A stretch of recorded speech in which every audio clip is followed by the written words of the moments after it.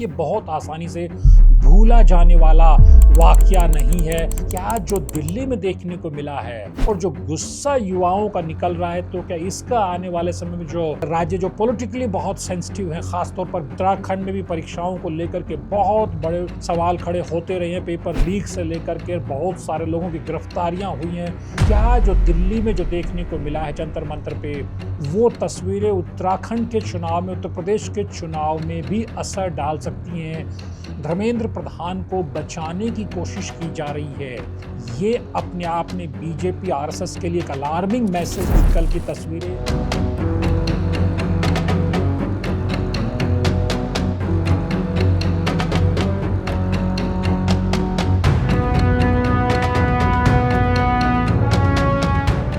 एक जमाने में डॉक्टर राम मनोहर लोहिया ने कहा था कि जब सड़कें सूनी हो जाती हैं तो संसद आवारा हो जाती है। तो क्या 20 जुलाई को सोमवार के दिन दिल्ली के जंतर मंतर, दिल्ली की सड़कों ने संसद को यह बताया, अपने सूनेपन के खात्मे का ऐलान किया?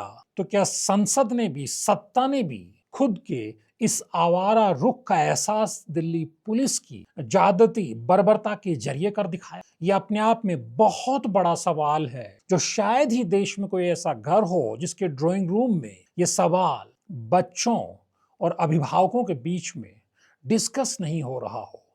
लेकिन बावजूद इसके प्रधानमंत्री नरेंद्र मोदी की चुप्पी, खामोशी है कि टूटती हुई दिखाई नहीं दे रही है। कल जब बच्चे प्रोटेस्ट करने की तैयारी कर रहे थे, क्योंकि जिस अंदाज में 20 से ज्यादा दिनों से जलवायु कार्यकर्ता सोनम वांगचुक जंतर मंतर पर प्रोटेस्ट कर रहे थे, फिर उन्हें सफदरजंग अस्पताल ले जाया जाता है। उसके बाद जिस अंदाज में कॉकरोच जनता पार्टी का प्रोटेस्ट लगातार जंतर मंतर पर चल रहा था, और 20 जुलाई का ये कॉल लिया हुआ था कि जब संसद का मॉनसून सत्र होगा तो पहले दिन संसद मार्च निकाला जाएगा, यानी सरकार पर दबाव डाला जाएगा कि जो केंद्रीय शिक्षा मंत्री धर्मेंद्र प्रधान हैं, जिनके नेतृत्व में नीट परीक्षा का पेपर लीक हो जाता है और उसके बाद जिस तरह से 20 से ज्यादा बच्चे सुसाइड कर लेते हैं, उसके बाद जो युवाओं में, जैन जी में जो गुस्सा है कि शिक्षा मंत्री का इस्तीफा लिया जाए, वो विरोध प्रदर्शन पहले से कॉल लिया हुआ था। तो चूक कहां कहां से होती है? क्या दिल्ली पुलिस का, क्या गृह मंत्रालय का इंटेलिजेंस फेलियर नहीं है कि जिस अंदाज में कल दिल्ली में बड़ी तादाद में बच्चे इकट्ठा हो जाते हैं, यह आरोप अपने तरीके से, साजिश की बू अपने तरीके से आपको आती रहेगी कि वहां पर आइसा के लोग थे, वहां समाजवादी पार्टी के लोग थे, वहां आम आदमी पार्टी के लोग थे, वहां दूसरे विपक्षी धड़ों के, दलों के, संगठनों के लोग थे। लेकिन जो सड़क पर थे, मंच के झंडों को गिनते रहिए आप, लेकिन जो सड़क पर जो लोग थे, जो बच्चे थे, प्रधानमंत्री जी, क्या वो हमारे आपके बच्चे नहीं थे? उन पे किस पर आप सपा का, आइसा का, कांग्रेस का, आम आदमी पार्टी का या किसी दूसरे विरोधी धड़े का ठप्पा चश्मा करेंगे? वो बच्चों में गुस्सा था। नीट की परीक्षा का पेपर लीक हो जाता है, उसके बाद कहीं से महाराष्ट्र से खबर आती है कि टीईटी का पेपर लीक हो गया, कहीं दूसरे राज्य से खबर आती है। यानी पिछले कुछ सालों में क्या हमने देखा नहीं है कि हिंदुस्तान में परीक्षा आयोजित कराना, पारदर्शी नकल विहीन परीक्षा आयोजित कराना कितनी बड़ी चुनौती हो गई है हम सब लोगों के लिए, हमारी व्यवस्था के लिए, एनटीए के लिए। तो उस अंदाज में जो गुस्सा था युवाओं का, वो गुस्सा सड़कों पर फूटना लाजमी था। लेकिन जिस तरीके से दिल्ली पुलिस ने इस पूरी भीड़ को, इस मॉब को हैंडल करने की कोशिश की है, उसे कहां तक जायज ठहराया जाएगा? हो सकता है कि पत्थरबाजी भी कुछ बच्चों ने की हो सकता है पुलिस के वाहन भी तोड़ दिए हो। लॉ एंड ऑर्डर को मेंटेन करने का जिम्मा पुलिस पर होता है, पुलिस डंडे भी बरसाती है। लेकिन जिस अंदाज में जिस तरह की तस्वीरें सामने आ रही हैं, जिस तरह की दुर्व्यवहार बच्चियों के साथ किया गया है, बेटियों के साथ जिस तरह का दुर्व्यवहार किया गया है, उसको कौन और कहाँ तक और कैसे जायज़ ठहराएगा? यह अपने आप में बहुत बड़ा सवाल है। क्या दिल्ली पुलिस का इंटेलिजेंस फेल्योर नहीं हो गया कि जिस अंदाज में हज़ारों की तादाद में बच्चे जंतर-मंतर और दिल्ली पार्लियामेंट के आसपास के इलाके में इकट्ठे हो जाते हैं, मेट्रो ट्रेनों के स्टेशन बंद कर दिए जाते हैं, वहाँ जिस अंदाज में भीड़ इकट्ठी हो जाती है, तो आपका फेल्योर रहा। आपका फेल्योर तब भी रहा कि जब नीट की परीक्षा का पेपर लीक हो गया था और बच्चों को समझाइश के नाम पर प्रधानमंत्री जी की तरफ से क्या कहा गया। वो ज़माना हमने देखा है जब 10 साल तक प्रधानमंत्री रहते हुए डॉक्टर मनमोहन सिंह को मौन मोहन सिंह कहा जाता रहा, तो अब प्रधानमंत्री नरेंद्र मोदी को आप क्या कहेंगे? 12 साल में एक भी प्रेस कॉन्फ्रेंस नहीं, मीडिया का सीधा एक भी सवाल का सामना नहीं, और संसद जब शुरू हुआ, मॉनसून सत्र शुरू हुआ कल, तो प्रधानमंत्री जब मीडिया के सामने अपना वक्तव्य रखते हैं, तो उसमें भी प्रधानमंत्री नरेंद्र मोदी ने 28 साल के युवा, जो एवरेज जिस औसत आयु की बात करके प्रधानमंत्री ने कहा कि जो देश का युवा है, वो देश को गौरवान्वित महसूस कर रहा है। और फिर उन्होंने लोकसभा में नेता प्रतिपक्ष राहुल गांधी पर ये व्यंग भी कस दिया कि वो 56 साल के युवा या नौजवान की बात नहीं कर रहे हैं। ठीक है, पॉलिटिकल अपने तरीके से आप अपनी बात रखेंगे, लेकिन प्रधानमंत्री जी जब आप 28 साल के युवाओं के कारनामों से गौरवान्वित हो रहे हैं, तो 18 साल के, 20 साल के, 22 साल के बच्चे जो आपसे कुछ फरलांग भर की दूरी पर प्रोटेस्ट कर रहे थे, तो आप उनके लिए कम से कम संसद के सत्र के शुरू होते को अपील जारी कर सकते थे, कोई संवाद स्थापित कर सकते थे। आप तो परीक्षा पर चर्चा करते हैं, उसका बड़ा हम मीडिया वाले कवरेज भी करते हैं, तो आपने संवाद करने की क्यों पहल नहीं की? आखिर ऐसा क्या है धर्मेंद्र प्रधान में कि उनको बचाने के लिए आपने जिस अंदाज में युवाओं को पिटने के लिए सड़कों पर छोड़ दिया है, ये अपने आप में सवाल है।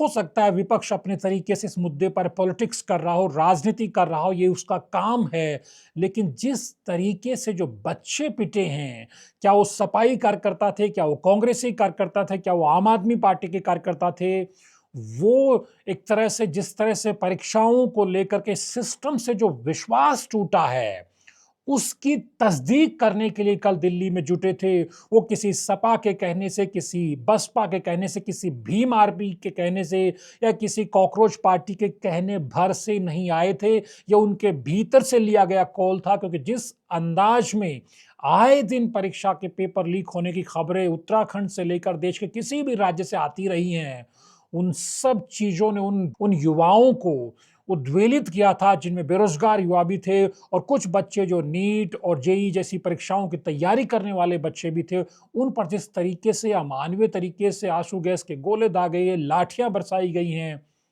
ये अपने आप में बहुत दुखद है, और ये तस्वीरें बहुत दिनों तक, बहुत दूर तलक असर डालेंगी। सवाल ये है कि क्या अब भी कुछ बचा हुआ है? क्या प्रधानमंत्री नरेंद्र मोदी 12 साल से जो अपनी खामोशी ओढ़े हुए मीडिया का सामना करने की, या फिर जिस तरह से ऐसे जब बड़े मसले आते हैं तब प्रधानमंत्री मोदी खामोश हो जाते हैं, तो क्या बच्चों के भविष्य को देख करके उस खामोशी को तोड़ेंगे? संवाद स्थापित क्या नहीं करना चाहिए प्रधानमंत्री को इन युवाओं से? इनको विश्वास नहीं दिलाना चाहिए? यही आप कहिए कि हमने दोबारा से नीट का एग्जाम करवाया, रीनीट एग्जाम हुआ, अच्छे तरीके से हो गए, ये भी तो आप कह सकते हैं, क्योंकि आपके शिक्षा मंत्री पे, आपके एनटीए पर इन बच्चों को उस तरह का भरोसा नहीं है। लेकिन क्या आप उस भरोसे की जो थोड़ी बहुत बची खुची डोर है, उसको भी प्रधानमंत्री जी तोड़ते हुए देखना चाहते हैं? क्योंकि ये बच्चे आज तो शिक्षा मंत्री धर्मेंद्र प्रधान का इस्तीफा मांग रहे हैं, लेकिन ये कल किसका इस्तीफा मांग सकते हैं, जरा इसकी भी तो कल्पना करिए। ये सवाल पर भी तो विचार करिए, क्योंकि जिस अंदाज में जो दिल्ली में कल जो तांडव देखने को मिला है, ये बहुत आसानी से भूला जाने वाला वाकया नहीं है। तो क्या इसका दूसरा पक्ष भी, अब ये भी, इस पर भी एक तरह से राजनीतिक पंडितों में चर्चा है कि क्या जो दिल्ली में देखने को मिला है और जो गुस्सा युवाओं का निकल रहा है, तो क्या इसका आने वाले समय में जो राज्य जो पॉलिटिकली बहुत सेंसिटिव है, खासतौर पर बीजेपी के लिए भी बहुत सेंसिटिव है, क्या वहां जब चुनाव होगा तो इसका इम्पैक्ट आ सकता है? उत्तराखंड में चुनाव है 27 के शुरू में, यूपी में चुनाव है, पंजाब में चुनाव है, उसके बाद 2027 के आखिर तक में गुजरात, हिमाचल और भी बहुत सारे राज्यों में चुनाव है। तो क्या जिस अंदाज में धर्मेंद्र प्रधान को बचाने की कोशिश की जा रही है, ये अपने आप में बीजेपी आरएसएस के लिए एक अलार्मिंग मैसेज थी। कल की तस्वीरें, जब एक तरफ बीजेपी ये दावा करती है कि उनका सबसे बड़ा संगठन है और आरएसएस का भी उनको सपोर्ट रहता है, ग्राउंड पर इनकी मशीनरी काम करती है, तो क्या पब्लिक की इस पल्स पर बीजेपी के रणनीतिकार हाथ रखने से चूक गए?